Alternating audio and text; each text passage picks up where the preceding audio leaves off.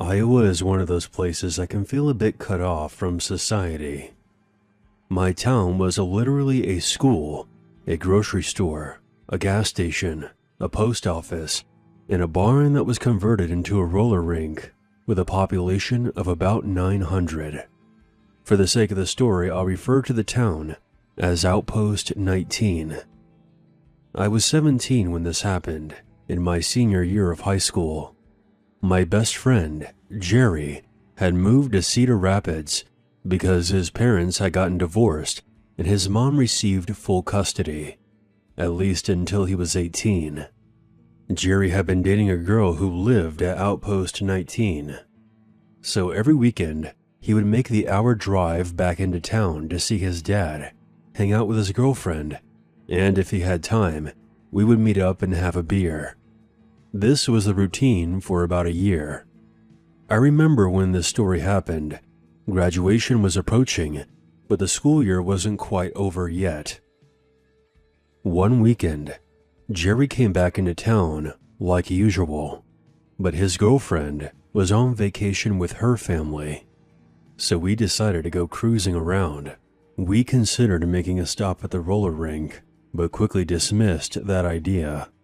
Since it was a Saturday night, a bunch of kids would be there. So we literally end up just driving around and throwing empty beer bottles at road signs. Around this time period, I'd picked up some part-time work at the local grocery store, restocking inventory on weeknights. Point being, I would listen to crime podcasts and creepypastas during my shifts. There was one story called The Showers that really stuck with me. The story was about a guy who went on a witch hunt through the back roads of Nebraska, searching for a mysterious building that his teacher told him about, only to discover something truly horrifying lurking within the structure. Nebraska and Iowa share very similar landscapes, and the way the author described the setting reminded me a lot of the prairies and farmlands surrounding Outpost 19. Since Jerry and I were bored enough to be driving around aimlessly, I suggested that we try to go somewhere that looked abandoned and check it out, withholding that I had gotten the idea from a creepypasta I heard on YouTube. Truth be told, we had never really done too much exploring outside of our hometown. Sure, we had gone fishing in the nearby rivers, and as kids, would play manhunt in the cornfields, but we never went snooping around someone else's property. I guess we were bored enough to take the risks that night. So we drove around a bit, until we came upon a dirt road that was situated between two cornfields, which led up to what looked like a two-story barn. There were absolutely no lights on anywhere, just the moon and the headlights on Jerry's truck, which I suggested he shut off before turning onto the dirt road. We moved slowly and carefully along the dirt road until we reached the barn house at the end. I was geeking out on the inside because this was literally just like the story, but we had no idea if this barn house was actually abandoned. We could have been shot at by some angry farmer for trespassing, but there wasn't a soul in sight. So Jerry turned his truck around to face the dirt road and killed the engine. If we had to make a quick getaway, at least the truck would be facing in the right direction. We then got out of the truck and made our way toward the barn. As I said before, there were no lights anywhere on this property. But in the moonlight, I saw one of those galvanized windmills, a couple of water troughs that were dumped over, and a silo next to the barn. This place looked like it was a cattle ranch. But where were all the animals? I guess there was only one way to find out. There were a few wooden doors on the side of the barn that we tried to open, but each one was locked. So we made our way to the giant double doors that were in the very front of the building, and to our surprise, they swung right open.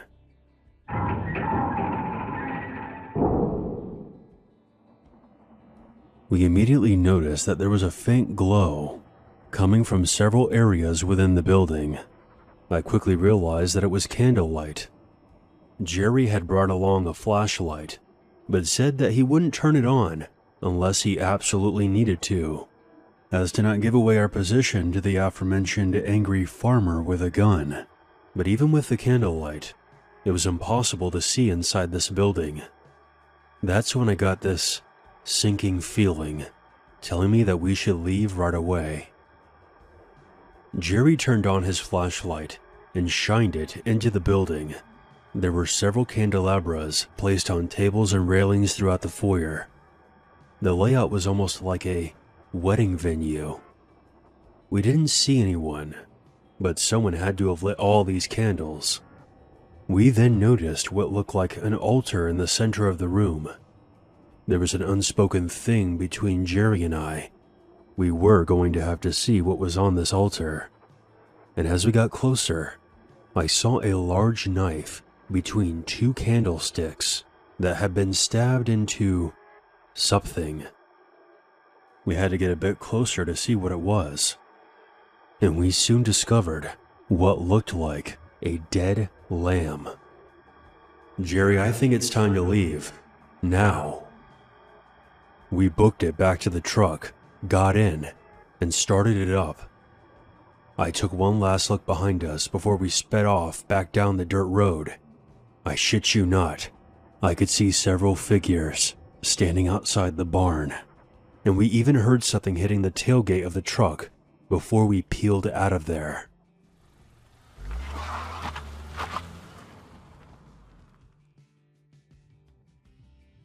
We had to GPS our way back to Outpost 19. I would say it took about 30 minutes to get back there. We didn't tell anyone about what happened because we didn't want to get into trouble for trespassing. There was a small dent on Jerry's tailgate. We assumed that one of the people I saw outside the barn must have thrown a rock or something. I lived at Outpost 19 for another year before I moved to Des Moines to work in construction. And a year after that, my parents retired and moved away as well, so there's no reason for me to return to that town ever again. I've tried to research any dairy or cattle farms located outside Outpost 19, but I can't be sure if any of them were the place that we were at that night. It was quite dark, and the place could look completely different during the day. I've heard rumors that many satanic cults have compounds in secluded areas of Iowa. This is only a guess, but I think we stumbled into one of these compounds that night and interrupted some kind of ritual that was taking place in that barn.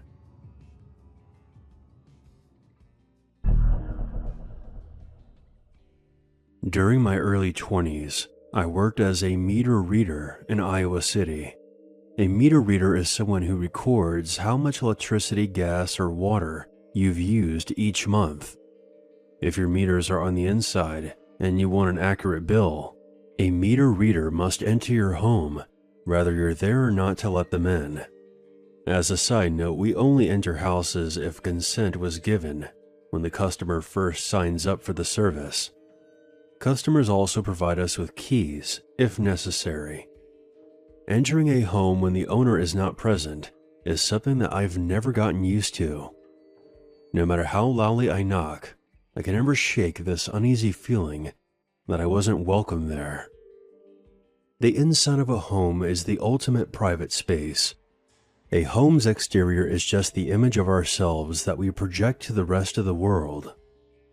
However, the further you venture inside, the closer you come to truly seeing what kind of person lives there. And if you want the raw, unfiltered truth, head for the basement. I hate basements. I've seen walls that look like giant static-filled TV screens, until I realized it was roaches scurrying across a white background, cobwebs so thick it looked like a cotton candy machine had exploded. I've seen rats, snakes, feces, weapons, neglected children, abused pets, homeless squatters, massive hordes, bizarre sexual items, a makeshift meth lab, and even a coffin. There are rational explanations for all these things. Well, maybe not the coffin. But there was one basement where I found something that was beyond the grasp of logic, and that's what made it so terrifying. It was at an old apartment house. From the outside, it looked like any other home on the block. I entered the back door and found myself at the top of a staircase. I ran my hand along the wall until I grazed a light switch. I flipped the switch, but no lights turned on. I wasn't carrying a flashlight. A typical route for me involved 5 or 6 hours of walking, so I tried to carry as little as possible. Oftentimes, I would use a light from my handheld screen, but it only illuminated whatever was about a foot in front of it. It was essentially the world's worst lantern. I aimed it and made my way down into the darkness. Once at the bottom, I blindly shuffled across the room, one baby step at a time. With arms outstretched and head down, I eventually made it to the far side of the basement. I shined the dim light from my handheld along the wall and discovered 2 doors. Each door led into its own small room. I chose the one on the right and found the meters in the far corner. As I entered the data, I began hearing noises coming from the other room. Something was moving around in there, and there was some whimpering that grew louder the longer I listened. I eventually realized it was a dog. It sounded weak and distressed. I tried to open the door, but it was locked. At this point, the dog was scratching on the other side. I felt helpless. I reported it when I got back to the office, but I couldn't shake the thought of that dog being trapped down there in that basement. It stuck with me over the next month until it was time to return. So there I was, in the same place a month later, back inside that dark basement. At least this time, I knew where the meters were located. I shuffled back to those small rooms and entered the one on the right, while carefully listening for any sounds that may come from the other room. This time I heard nothing. I read the meters and started making my way back, but I couldn't shake that memory of the dog. Was it still trapped inside that room?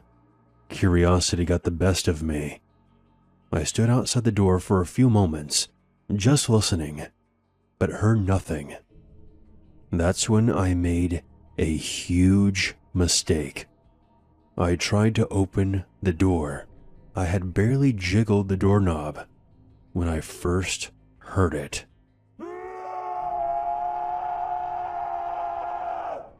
It was a blood-curdling scream, unlike anything I have ever heard.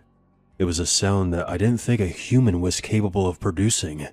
Short, piercing, high-pitched shrieks, followed by abruptly low, drawn-out, guttural moans.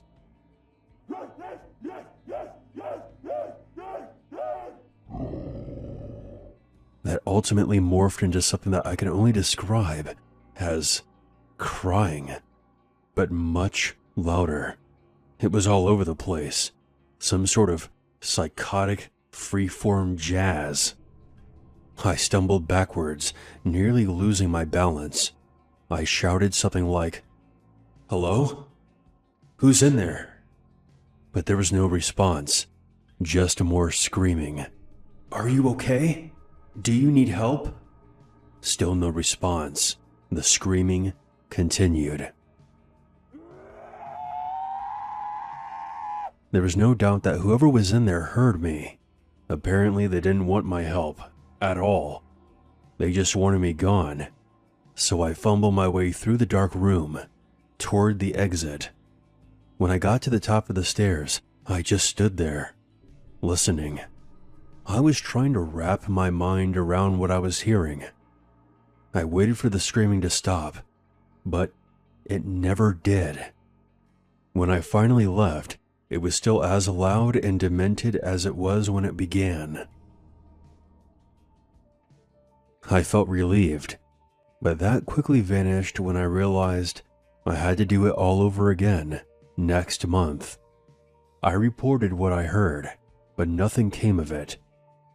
As my return drew near, a sense of dread began to grow inside of me. What kind of lunatic sits alone in total darkness and silence?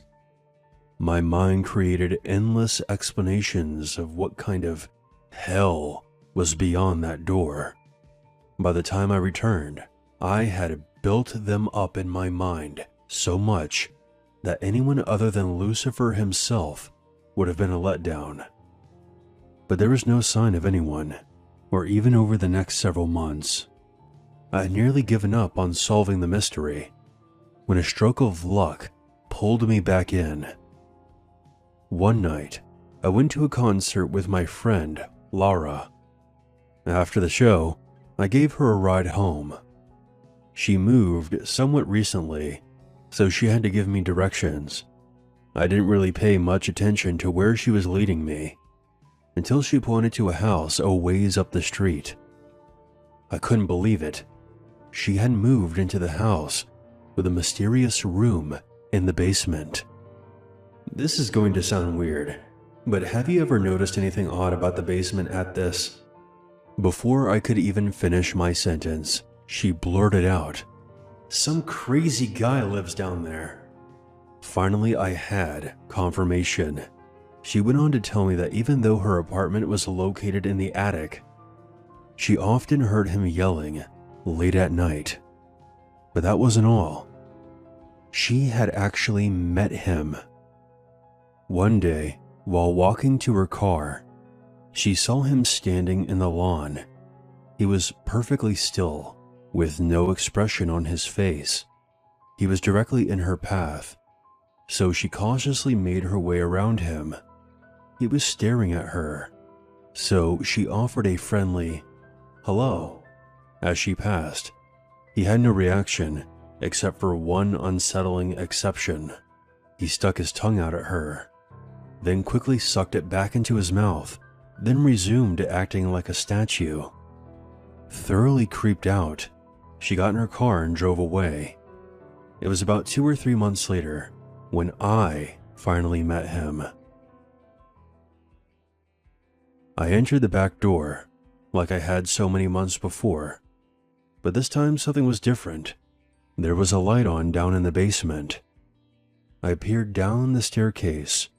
At the bottom, a ragged-looking dog was staring back at me. It was the same dog I had heard during my first visit. Then, I noticed something else. Behind the dog, I could see a pair of bare feet. The ceiling blocked my view of whoever was standing there, but it didn't matter. I knew it was him. I should have left right then, but I didn't. I know this probably doesn't make any sense, but at this point, my desire to finally get some answers outweighed my fear. I called out, "Hello? It's the meter reader." I then began to make my descent. As I made my way down, more of him was revealed to me, slowly. He looked to be middle-aged. His head was shaved. His eyes were wild. He was wearing pants, but no shirt. What I remember the most about him was how lean and sinewy his body looked. It looked like the body of a person that was never at rest. I explained to him who I was and what I was doing there. And to my surprise, not only did he talk to me, but he acted and sounded somewhat normal. The volume and pitch of his voice was odd, but he said the same sorts of things that people typically say to meter readers. I even started to doubt whether or not he was the same man I had heard screaming. But his behavior slowly removed any doubts. As I read the meters, he rapidly paced back and forth. He was constantly wringing his hands together. and sporadically cocking his head from one side to the other. The longer he talked, the more agitated he became. He began grimacing, and little verbal tics started popping up in his speech. Every so often he would blurt out, "Aw," in the middle of a sentence. He was trying his best to suppress these sounds, but he was losing that battle. I started to make my way toward the exit, and he followed. His verbal outbursts grew louder and more frequent. I was becoming petrified. When I got to the stairs, our conversation came to an end, and I said goodbye. As I turned to head up the staircase, he could no longer hold back, and he began screaming.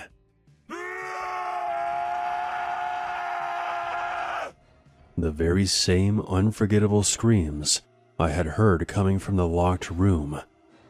I ran up the stairs as fast as my legs would carry me, flung open the door, and rushed back into the daylight. A couple of months later, I had some friends over my place, including Laura. I was excited to tell her about my encounter, but as I was relaying what happened, I could tell that something else was on her mind. When I finished telling my story, she told me about something that she had seen a couple of weeks earlier. One day, she noticed flashing lights outside her window. When she looked outside, she saw a couple of police officers placing the man from the basement in the back seat of a squad car. She later found out from another tenant that he had attacked someone with a knife. That was the last we ever saw of him. I don't know what became of the man in the basement. I'd like to think that he got the help he needed, but maybe that's just because I'd rather not think about the alternative.